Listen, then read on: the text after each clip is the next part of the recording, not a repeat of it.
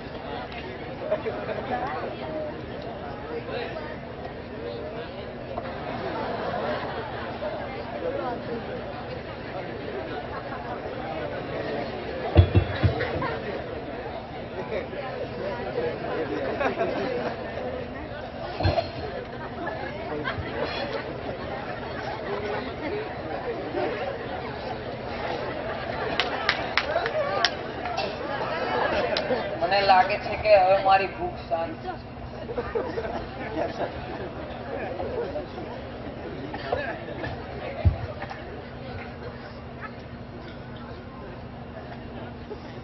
લો ભાઈ, આ તમારા લોટનો રોટલો.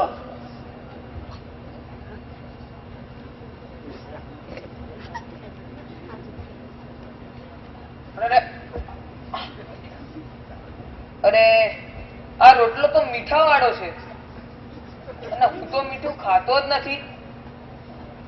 પણ હવે આ રોટલાનું શું કરું? ખોરાકનો બગાડ તો કરાય નહીં. હા, એક કામ કરું, આ રોટલો પેલા કૂતરાને નાખી દઉં.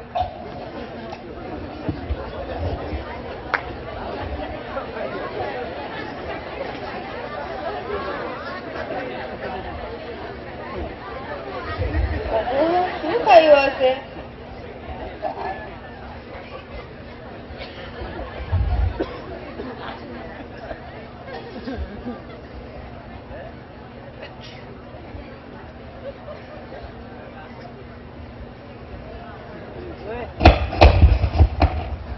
અરે ભાઈ, એક વાત પૂછું?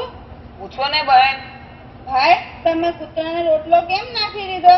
બહેન, હું તો મીઠું ખાતો જ નથી અને તમે જે રોટલો બનાવ્યો હતો તે તો મીઠા વાળો હતો, તેથી મેં તે કૂતરાને નાખી દીધો. ઓ એમ છે, સારું. મારા ઘરના લોટમાંથી મીઠા વગરનો રોટલો બની આપું છું, બેસો.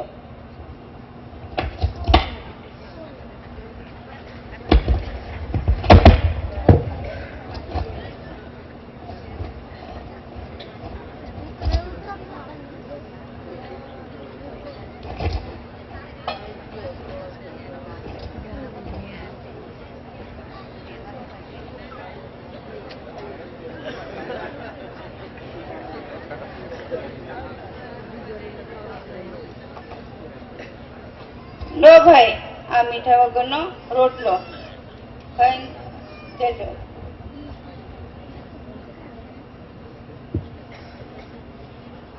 તો મારા કારણે ઘણા બધા સાધુઓ પધરે છે. આમ આપણે વારે ઘડીએ તેમના ઘેર જવું સારું ન કહેવાય, પણ શું કરીએ? ચાલો હવે હું હોય થોડું નહીં આવું, ફ્રેશ થઈ ગયું.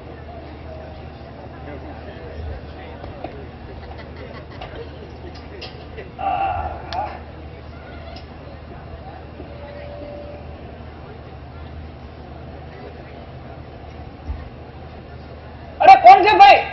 કોણ છે? હું પસાવ ગુરુજી. પસા શું છે? સારું સારું, આય મળી. એક બાજુ રહેતી નથી અને એક બાજુ પુરુષોત્તમને અંતરમાં એવું થાય છે કે જો એમના ઘર રહીએ તો બીજા બધાની પજવણી ચાલુ રહે, માટે હવે મારે કંઈક સ્વતંત્ર રીતે જ કંઈક ઉપાય કરવો છે અને એવું કંઈક કરવું કે મહુવામાં જ રહું અને મહુવામાં જ એવું કંઈક ઘર શોધી કાઢું કે જ્યાં મને રહેવા મળે અને એ ઘર પાછું એવું હોવું જોઈએ કે એમાં ગુરુના જે દર્શન ને સમાગમનું સુખ એ મારે એનાથી વંચિત ના રહી જવું. એટલે એના માટેના પ્રયત્નો એ હવે જે પસા ભગત છે એ આરંભે છે કે ગુરુજીના દર્શનની કોઈ પણ પ્રકારે ખામી ના રહે. આપણે જોયું કે ગુરુજી જ્યાં જાય ત્યાં ઇવન નાહવા પણ જાય તો પણ ગુરુની પાછળ પાછળ જાય ને એમના દર્શન કરે. ટૂંકમાં એટલી એમની તીવ્ર ભગવાનને પ્રાપ્ત કરવાની એમની લગ્ની હતી કે ગુરુના દર્શન વગર ઘડી પણ રહેવાય નહીં. જો દર્શન ન થાય તો એમને અત્યંત વિરહ થતો હતો. હવે પછીનો પ્રસંગ આપણે જે પસા ભગત છે એ ગામમાં જ કોઈક જગ્યાએ કોઈક શેઠાણીને ત્યાં નોકર તરીકે રહે છે એ પ્રસંગ આપણે જોઈએ. એક કામ કરું, અહીંયા જ કોઈ શેઠને ત્યાં નોકર તરીકે રહી જાવ, જેથી ગુરુજીના દર્શન તો નીચે થાય. પણ શેઠ, અરે શેઠ, લાવો અમને પૂછું. શેઠજી, શું તમે મને નોકર તરીકે રાખશો? અરે ભાઈ, અમારે નોકરની જરૂર તો છે, પણ તમારી ઓળખાણ તો આપો. એ તો દિવસે આ ઘરમાં કામ કરીશ અને રાત્રે આ ઓટલા પર સૂઈ રહીશ. અરે આ ઉઠલા ઉપર પણ મહિનાનો પગાર કેટલો લઈશ એ તો હા, પગાર એ તો કામ જોઈને પછી આપજો. પણ હું જે કહું તે કામ તારે કરવું પડશે. હો, હા, બધું જ કામ કરીશ. અરે શાંતા, તમારે તો ખરેખર શાંતિ થઈ જવાની. હા. આ તો ઘરનું બધું જ કામ કરી લેવું લાગે છે. હા, પણ તમારે એને ખવડાવવામાં કઈ ખામી રહે નહીં એનું ધ્યાન રાખજો. હો, એ તો તમારે મને કહેવાનું જ ના હોય.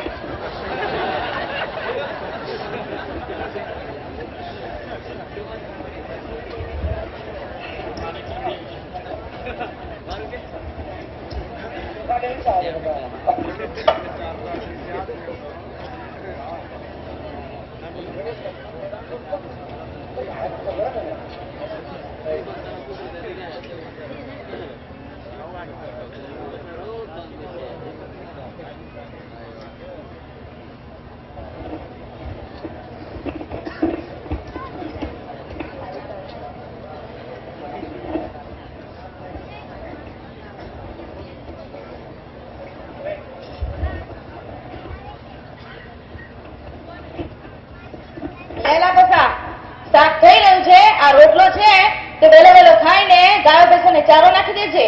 અને હા, ભૂલતો નહીં. સારું છે. એક કામ કરું, પહેલા ગાયો ભેંસોને ચારો નાખી દઉં, પછી આ રોટલો ખાઉં. હા,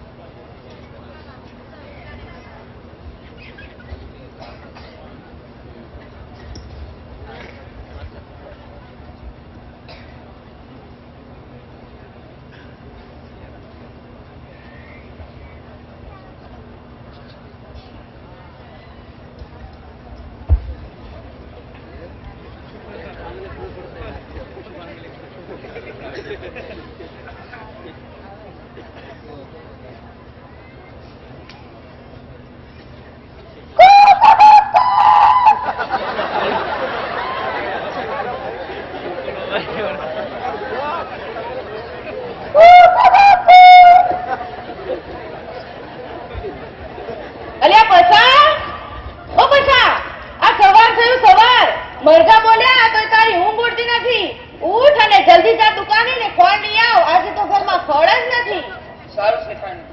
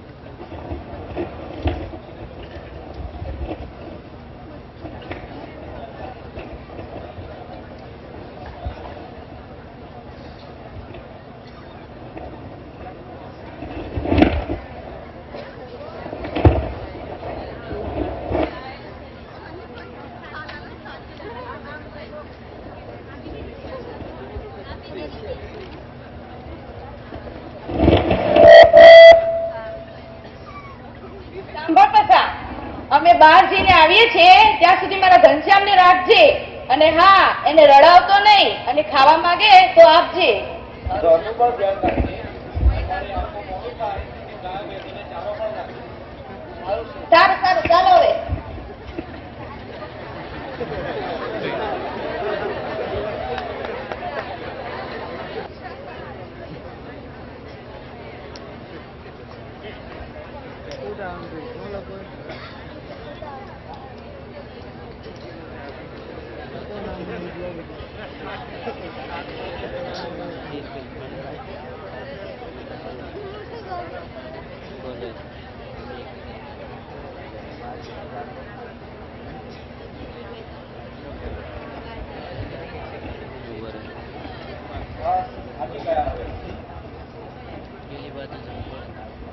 લાવ પસા, મારો ઘનશ્યામ આપી દે.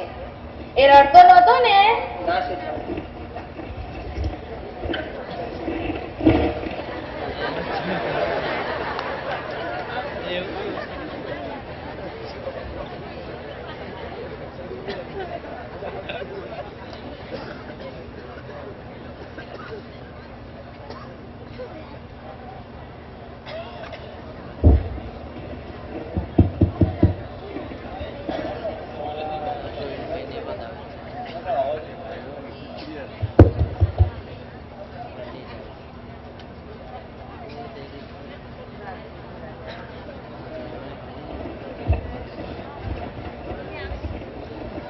સાંભળ પસા, ઘરમાં પાણીના ગળા બધા જ ખાલી છે.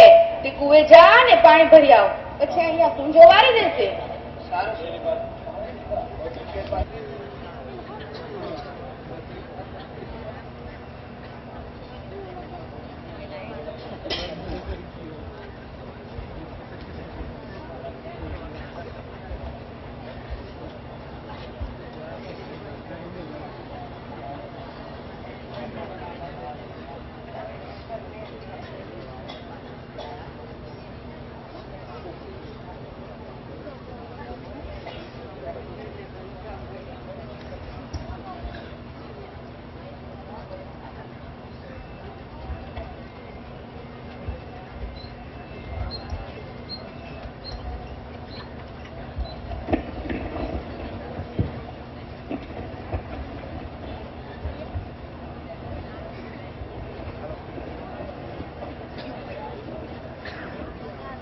લે પસા, આ બાજરાનો રોટલો અને રીંગણાનું શાક છે. તે ખાઈને વહેલો સુઈ જજે, જેથી સવારે વહેલા ઉઠીને ગાયો ભેંસોને દોવા તારે જ જવું પડશે. સારું શેઠા.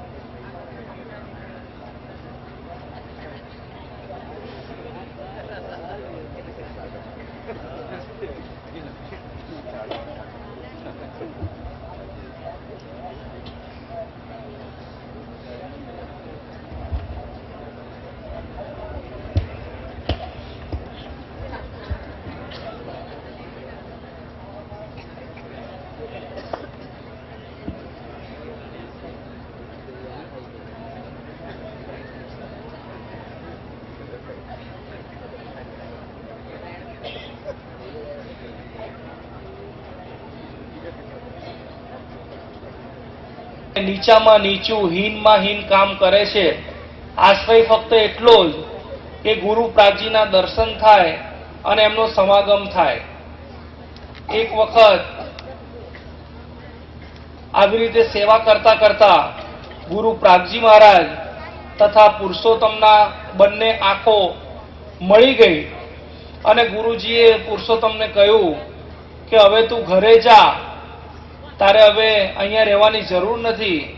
તું આવી રીતે ભક્તિ કરે છે, આવી રીતે દુઃખ વેઠે છે તું, એથી કરીને મને બહુ દુઃખ થાય છે. એટલે પ્રાગજી મહારાજ થોડાક સમય માટે ઘેર જાય છે. હવે પછીનો પ્રસંગ એવો છે કે એ વખતે પ્રાગજી મહારાજ સાધુઓના દુઃખથી એટલા બધા વિવળ થઈ ગયા હતા. સાધુઓ બધા ખેંચમતાણ કરે, દ્વેષ કરે, માહોમાહી. એટલે ભગવાને એક વખત મનુષ્ય ચરિત્ર કર્યું અને ગુસ્સામાં દરિયા તરફ દોડ્યા કે હવે હું દરિયામાં પડીને મરી જઉં છું, મારે રહેવું નથી. એમ કરતા કરતા દોડતા દોડતા દરિયા કિનારે એમને એક ઝાડનો ખાપો વાગે છે. એટલે પછી નીચે બેસે છે. બીજા બધા સંતો એમને પકડી લે છે. ત્યારે પ્રાગજી મહારાજ એક ઐતિહાસિક વાક્ય બોલ્યા હતા કે હવે હું સત્સંગી રહું કે કુસંગી રહું, માથે છેડો નાખીને અલગપણે ખેલીશ અને હવે હું આખો ભગવાન થઈશ અને હવે આ સાધવામાં પેશ નહીં જાય, એવું ગુરુ પ્રાગજીએ ત્યાં વાત કરી હતી. એનો મતલબ એવો કે ભગવાનને હવે આ ગ્રહસ્થાશ્રમમાં મૂર્તિ લાવવી એવો એક આ સંકેત હતો. એ ગ્રહસ્થાશ્રમમાં એક પાત્ર, એ પુરુષોત્તમ રૂપી એ પ્રગટ થઈ રહ્યું હતું. પાત્ર એની કસોટીમાંથી પાર ઉતરી રહ્યું હતું એવું ગુરુને લાગતું હતું. એટલે ગુરુએ ત્યાં આગળ ઘોષણા કરી કે હવે ગમે તે થાય, હવે માથે છેડો નાખવો એટલે કે રાજા રૂપે ભગવાન થવું છે અને હવે આખો ભગવાન થવું છે, બાઈ ભાઈનું સાકેતમ કલ્યાણ કરવું છે, એવું ભગવાને ત્યાં આગળ વાત કરી હતી. જીવું નહીં અને સમુદ્રમાં જઈ ડૂબી મરવું છે. જવા દો, મને જવા દો, કોઈ મને પકડશો નહીં. જવા દો, મને જવા દો. હું તો કંટાળી ગયો છું.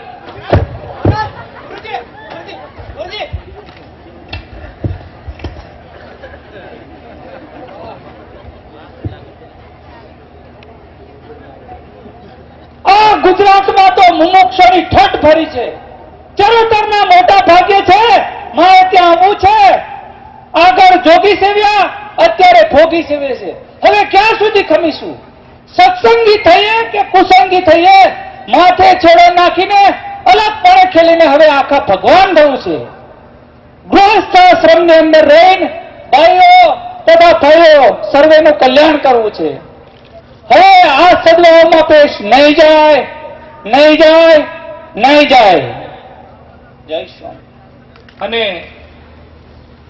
એમની દિવ્ય વાણીમાં ભજન દ્વારા એકબીજાના વીર અને પ્રેમના પ્રતીક સમા એક ભજન ગાઈને એકબીજાને જ્ઞાન કરે છે.